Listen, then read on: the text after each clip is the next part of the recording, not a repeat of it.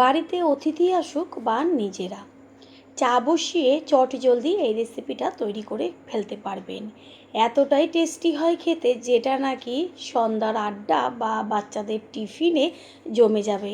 একবার খেলে প্রতিদিনই খেতে চাইবে। নমস্কার বন্ধুরা, শ্বশুর বৌমা রান্নাঘর অ্যান্ড ব্লগ চ্যানেলে সকলকে স্বাগত।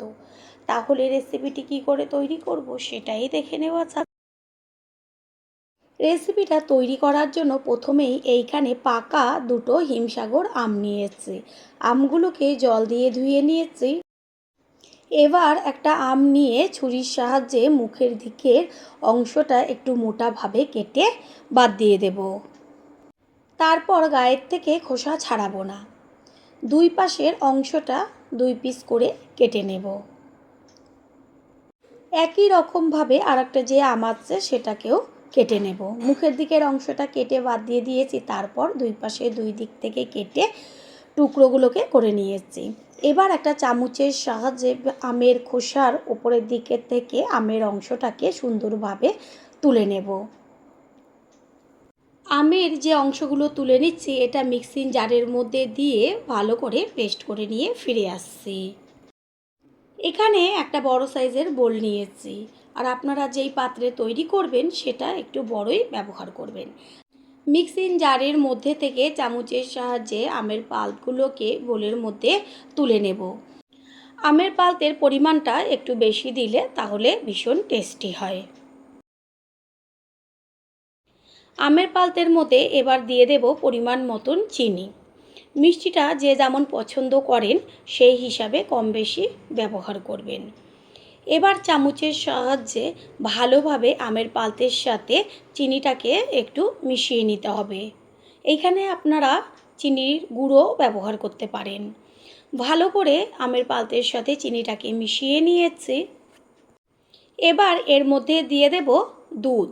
এইখানে আমি বড় যে কাপ তার হাফ কাপের থেকে একটু বেশি পরিমাণ দুধ ব্যবহার করেছি। অবশ্যই কিন্তু দুধ ব্যবহার করবেন। আর আমি লিকুইড দুধের সাথে একটু আমল দুধ মিশিয়ে নিয়েছি। আমল দুধ দিলে ভীষণ টেস্টি হয়। ভালোভাবে ব্যাটারটাকে একটু সময় নিয়ে মিশিয়ে নিতে হবে। ব্যাটারটা যত ভালো করে তৈরি করে নেবেন, টিফিনগুলো যেমন ফুলবে তেমন ভেতরটা একদম স্পঞ্জি হয়ে যাবে, মুখে দেওয়া মাত্রই গলে যাবে। চিনিটা খুব ভালো মতন ব্যাটারের সাথে মিশে গেছে।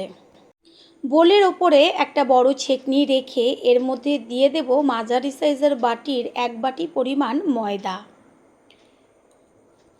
ময়দা বা আটা সবসময়ের জন্য চেলে নিতে হয়, কারণ ময়দার মধ্যে অনেক সময় দানা দানা থাকে, আবার একদম ছোট ছোট সাদা সাদা পোকাও থেকে যায়। সেই কারণে সবসময়ের জন্য চেলে নিতে হয়। এর মধ্যে দিয়ে দেব হাফ চা চামচ পরিমাণ লবণ। দেব 1 চা চামচ পরিমাণ বেকিং পাউডার। বেকিং পাউডারের পরিমাণটা ময়দা আর আমের পাল্পের পরিমাণ অনুযায়ী দিতে হবে। বেশি একদমই দেবেন না, তাহলে একটা আলাদা গন্ধ আসে, খেতে ভালো লাগবে না। সব উপকরণ ভালোভাবে চেলে নেব। একটা হ্যান্ড উইস্ক নিয়েছি। এবার ভালোভাবে ব্যাটারটাকে তৈরি করে নেব। এদিক ওদিক ঘুরিয়ে ব্যাটারটাকে একটু সময় নিয়ে ভালোভাবে তৈরি করে নিতে হবে।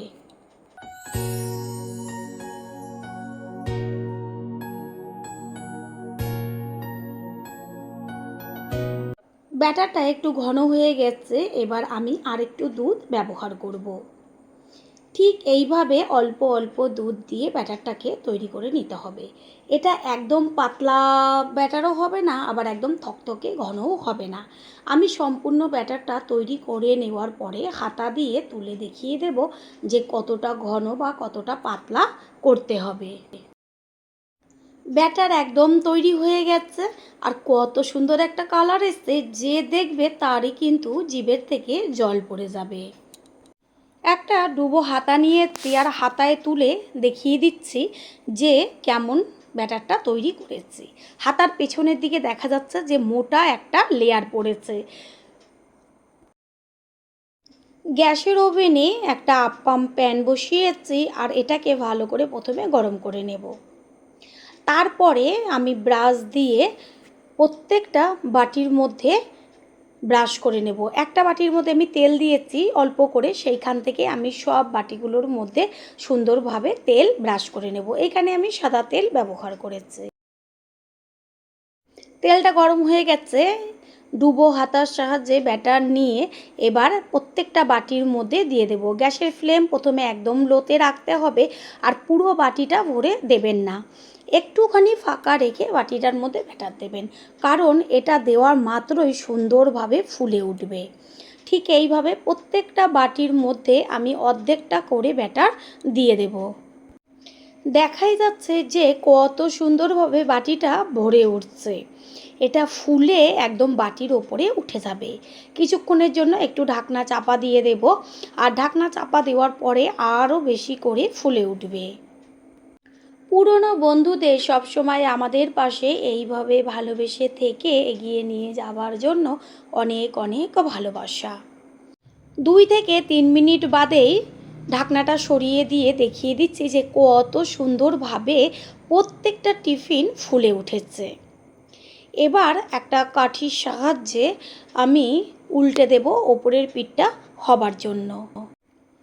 একটা একটা করে সবগুলোই উল্টে দেব, আর কত সুন্দরভাবে উঠে আসছে।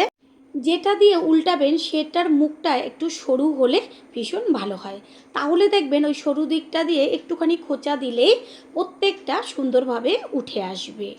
নিচের দিকের অংশটার কত সুন্দর কালার এসছে। এবার উল্টে দিচ্ছি তো ওপরের পিঠটা হবার জন্য। দুই পাশের দিকের এত সুন্দর একটা কালার আসবে, আর 1.5 থেকে 2 মিনিট মতন হলে পরেই একদম তৈরি হয়ে যাবে। এগুলো সবটা সুন্দরভাবে ভাজা হয়ে গেছে। এবার একটা চিমটির সাহায্যে আমি এগুলোকে তুলে নিচ্ছি। পুরো যেন একদম রসগোল্লার মতন গোল গোল হয়ে গেছে।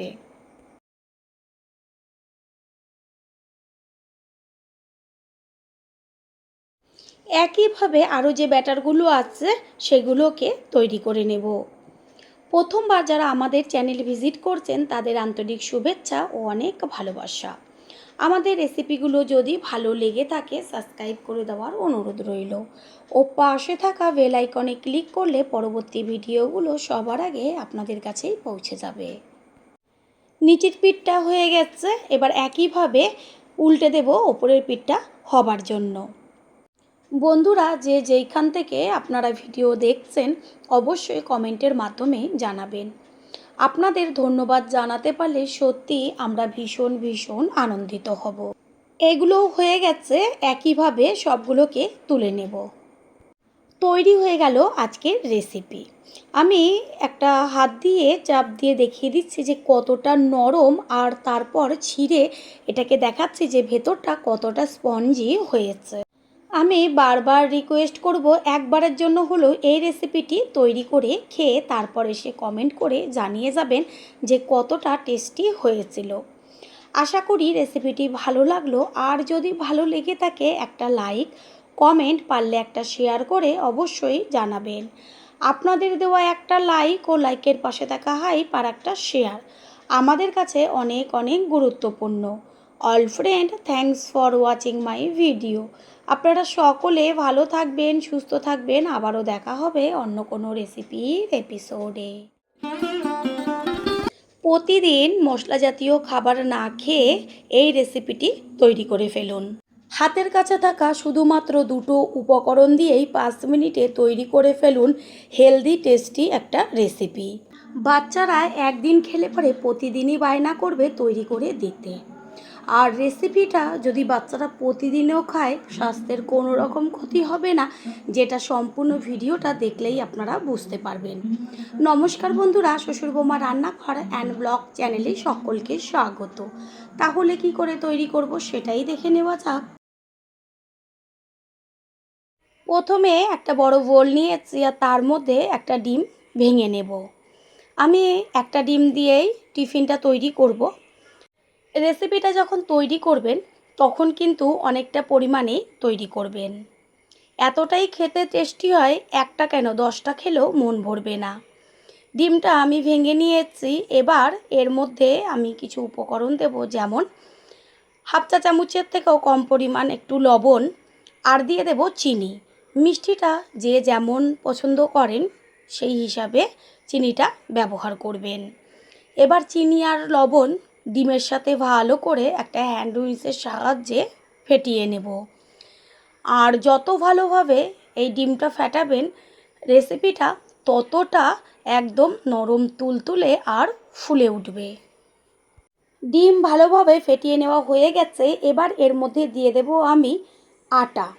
এইখানে বড় বাটির 1 বাটির থেকে একটু কম পরিমাণ আটা আমি ব্যবহার করেছি। আপনারা চাইলে আটার পরিবর্তে ময়দা দিয়েও রেসিপিটি তৈরি করতে পারেন। আটার মধ্যে দিয়ে দিচ্ছি 1 চা চামচ পরিমাণ ছোট চামচের বেকিং পাউডার। এবার ডিমের সাথে আটাটা ভালো করে মেখে নেব। আটা আমাদের স্বাস্থ্যের পক্ষে কতটা উপকার সেটা সকলেই জেনে থাকেন। সেই কারণে আমি মনে করি ময়দার পরিবর্তে আটা দিয়ে রেসিপিটি করার চেষ্টা করবেন। ডিমের সাথে আটা মেখে নিয়েছি, একটু শুকনো শুকনো হয়েছে। এবার এর মধ্যে আমি দিয়ে দেব দুধ। হাতের কাছে যদি দুধ থাকে অবশ্যই দুধ ব্যবহার করবেন। আর যদি লিকুইড দুধটা না পান তাহলে জলের সাথে আমল দুধটা গুলে সেই আমল দুধ ব্যবহার করবেন। এবার অল্প অল্প দুধ দিয়ে আমি আটাটাকে মেখে নেব। প্রথমে বেশি দুধ একদমই ব্যবহার করব না, তাহলে পাতলা হয়ে যাবে। এটা যেমন রুটি লুচি করা হয়, যেইভাবে আমরা আটা বা ময়দাটা মেখে থাকি ঠিক সেইভাবে হাত দিয়ে ঠেসে ঠেসে সময় নিয়ে ভালো করে মেখে নিতে হবে। পুরনো বন্ধুদের সবসময় আমাদের পাশে এইভাবে ভালোবেসে থেকে এগিয়ে নিয়ে যাবার জন্য অনেক অনেক ভালোবাসা। আটা মেখে নেওয়া হয়ে গেছে। আমি কোনো রকম এখনও তেল ব্যবহার করিনি। এবার হাতের মধ্যে একদম অল্প একটু সাদা তেল নিয়ে তারপর পুরো আটার গায়ে ভালো করে মাখিয়ে দেব। এইভাবে আটার ওপরে সাদা তেল দিয়ে মাখিয়ে আমি 10 থেকে 15 মিনিট মতন একটু ঢাকনা দিয়ে ঢেকে রাখবো। তেলটা হাতে নিয়ে মাখিয়ে নেওয়ার পরে একটু আবারও হাত দিয়ে ঠেসে ঠেসে আটাটাকে মেখে নিতে হবে। এত দারুণ নরম আর ফুলবে যেটা নাকি মুখে দেওয়া মাত্রই একদম গলে যাবে। ঢাকনা দিয়ে ঢেকে রাখবো 15 মিনিট। 15 মিনিট বাদে ফিরে এসে ঢাকনাটাকে সরিয়ে দিয়ে এবার আটাটাকে আবারও একটু মেখে নিয়ে তারপরে লেচি করে নেব। লেচিগুলো বড় বড় করব। আমরা যে রুটি করার সময় লেচিটা করি তার থেকেও একটু বড় করলে কোনো সমস্যা নেই। লেচিগুলো করে নেওয়া হয়ে গেল। এবার আমি একটা বেলুন চাকি নিয়েছি, তার উপরে একটা করে লেচি নিয়ে এবার বেলে নেব। আর বেলে নেওয়ার সময় বেশ একটু মোটা করে বেলবেন। কোনো রকম আর তেলের প্রয়োজন নেই, যেহেতু আমি তেল ওপরে মাখিয়ে তারপরে মেখে নিয়েছি সেই কারণে আর তেল লাগবে না। এবার বেশ রুটির মতন গোল করে বেলে নেব। লেচিটা এই কারণেই বড় করতে বলেছি, তাহলে বেলে নেওয়ার সময় রুটিটা বেশ বড় করে বেলা যাবে আর মোটাও হবে। একদম পাতলাভাবে বেলবেন না। এক পিঠ সুন্দরভাবে বেলে নেওয়া হয়ে গেছে। এবার একটুখানি উল্টে নিলাম, অন্য পিঠটাও ভালোভাবে একদম গোল করে বেলে নেব। তারপরে আমি একটা ঢাকনা নিয়েছি। এবার ঢাকনাটাকে উবুর করে রুটির ওপরে বেশ হাত দিয়ে চাপ দিলেই গোল হয়ে যাবে। ঠিক এইভাবে আমি পুরো রুটিটার মধ্যে এক একটা রুটির মধ্যে 3টে করে আমি কেটে নেব। বেলে নেওয়া রুটিগুলোর পাশ থেকে আস্তে করে টান দিলেই বেশ যে সাইডের অংশগুলো সেগুলো সুন্দরভাবে বেরিয়ে চলে আসবে। আমি হাত দিয়ে তুলে দেখিয়ে দিচ্ছি যে কত সুন্দরভাবে হয়েছে। এগুলোকে একটা প্লেটে তুলে নেব। আর একই রকমভাবে আরও যে লেচিগুলো আছে সেইখান থেকে আরেকটা আমি তৈরি করে দেখাবো। দেখাই যাচ্ছে যে কোনো রকম তেল আমি ব্যবহার করিনি। কত সুন্দর একদম গোল হয়ে বেলা হয়ে গেছে। আবারও সেই ঢাকনা দিয়ে একইভাবে একটুখানি হাত দিয়ে চাপ দিলেই সুন্দরভাবে রুটিগুলো তৈরি হয়ে যাবে। একইভাবে সবগুলো বেলে নেব। যতগুলো বেলে নিয়েছি এবার গ্যাসের ওভেনে আমি একটা তাওয়া বসিয়েছি। আর চেষ্টা করবেন সবসময়ের জন্য ননস্টিকের তাওয়া বা ননস্টিকের কড়াই বা ফ্রাই প্যান ব্যবহার করতে। এর মধ্যে আমি একদম অল্প পরিমাণ সাদা তেল ব্যবহার করব। এইখানে আমি বড় চামচের 1 চা চামচ তেল ব্যবহার করেছি। তারপরে পুরো তাওয়ার গায়ে ভালো করে খুন্তি দিয়ে মাখিয়ে নিচ্ছি। যেহেতু ননস্টিক সেই কারণে তেলটা একদমই টানছে না, যতটুকু তেল দিয়েছি ঠিক ততটুকুই তেল থাকবে। এবার একটা একটা করে টিফিন নিয়ে তাওয়ার ওপরে দিয়ে দেব। গ্যাসের ফ্লেম প্রথমে একটু হাই করে দেব, আর দেখা যাচ্ছে যে দেওয়ার সাথে সাথেই কত সুন্দরভাবে টিফিনগুলো ফুলে উঠছে। বন্ধুরা, আপনারা যে যেইখান থেকে রেসিপিটি দেখছেন অবশ্যই কমেন্টের মাধ্যমে জানাবেন। আপনাদের ধন্যবাদ জানাতে পারলে সত্যি আমরা ভীষণ ভীষণ আনন্দিত হব। ঠিক এইভাবে একটা একটা করে অনেকগুলো একসাথে দিয়ে দেব। হঠাৎ যদি বাড়িতে অতিথি আসুক বা নিজেরা, যে কোনো সময় 5 মিনিটেই এই রেসিপিটি তৈরি করে ফেলুন। চা বা কফির সাথে তো একদম জমে ক্ষীর। প্রত্যেকটা টিফিনই দেওয়া মাত্রই সুন্দরভাবে ফুলে উঠছে। নিচের পিঠটা কিছুক্ষণ হবার পরে খুন্তি দিয়ে উল্টে দেব ওপরের পিঠটা হবার জন্য। প্রথমবার যারা আমাদের চ্যানেল ভিজিট করছেন তাদের আন্তরিক শুভেচ্ছা ও অনেক ভালোবাসা। আমাদের রেসিপিগুলো যদি ভালো লেগে থাকে সাবস্ক্রাইব করে দেওয়ার অনুরোধ রইল ও পাশে থাকা বেল আইকনে ক্লিক করলে পরবর্তী ভিডিওগুলো সবার আগে আপনাদের কাছে পৌঁছে যাবে। কত সুন্দরভাবে ফুলে উঠেছে, নিচের পিঠটাও হয়ে গেছে। এবার উল্টে দেব ওপরের পিঠটা হবার জন্য। আর দেখাই যাচ্ছে যে পুরো বলের মতন এক একটা টিফিন ফুলে যাচ্ছে। ঠিক এইভাবে এপিঠ ওপিঠ করে পুরো লাল লাল করে গ্যাসের ফ্লেম লো টু মিডিয়ামে দিয়ে ভেজে নেব। এখানে আপনারা সাদা তেলের পরিবর্তে বাটার বা ঘি দিয়েও রেসিপিটি তৈরি করতে পারেন। তবে দেখাই গেল যে আমি কতটুকু তেল ব্যবহার করেছি, শুধুমাত্র 1 চা চামচ তেল, আর কোনো রকম তেল আমি ব্যবহার করব না। এতেই সমস্ত টিফিনগুলো তৈরি হয়ে যাবে। ওপরের পিঠটা উল্টে দেওয়ার পরে কিছুক্ষণ ভেজে নিয়ে আবারও উল্টে দেব। দুই পিঠই কত সুন্দর দেখতে লাগছে, দেখা মাত্রই ছোট থেকে বড় সকলেই কিন্তু খেয়ে নেবে। আর ভাজতে ভাজতেই দেখবেন অর্ধেক টিফিন শেষ। দুই পিঠই খুব সুন্দরভাবে ভাজা হয়ে গেছে। এবার এগুলোকে নামিয়ে নেব।